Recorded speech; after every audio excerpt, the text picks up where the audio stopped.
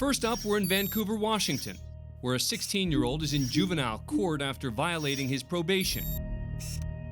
He's joined by his mother. Next to them is the court clerk. But noticeably absent is his attorney.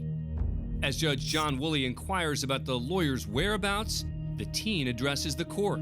I would like to fight for myself and not have an attorney.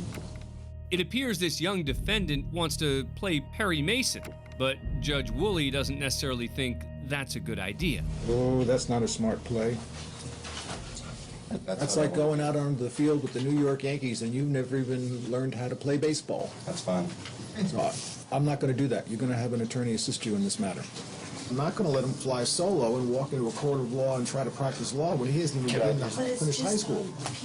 I just wanted to say I'm guilty. That's all. Just take what I get. We're sending it over to Tuesday.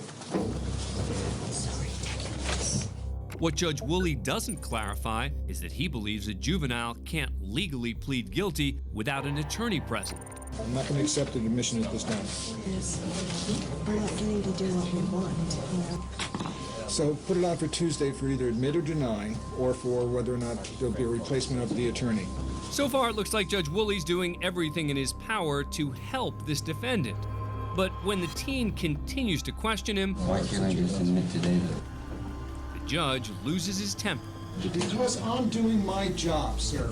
My job requires that I protect your constitutional rights, you as an American citizen. That's my charge.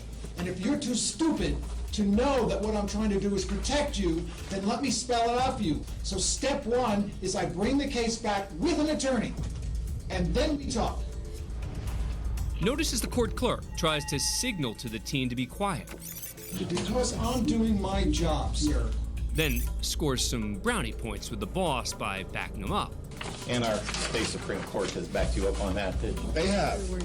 And I'm sure the U.S. Supreme would too. And listen carefully as Mom expresses her dissatisfaction with the judge's choice of The words. Supreme Court has backed you up on that. They have. And I'm sure the U.S. Supreme would too.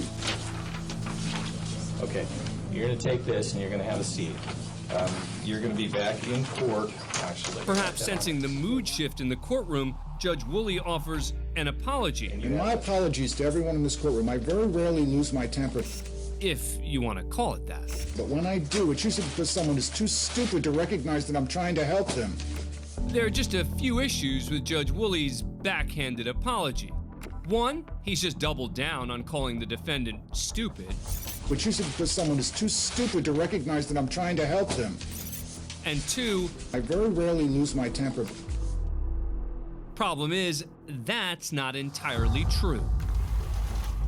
Over a 2.5-year period, Judge Woolley was cited for 4 separate incidents by the Washington State Commission on Judicial Conduct for, quote, a pattern of discourteous, impatient, and undignified behavior. Judge John Woolley would later receive a public reprimand for his ill-tempered courtroom conduct. Oh, that's not a smart play. Thanks for being a fan of CourtCam. Subscribe to A&E to never miss a new video and catch full episodes on aetv.com.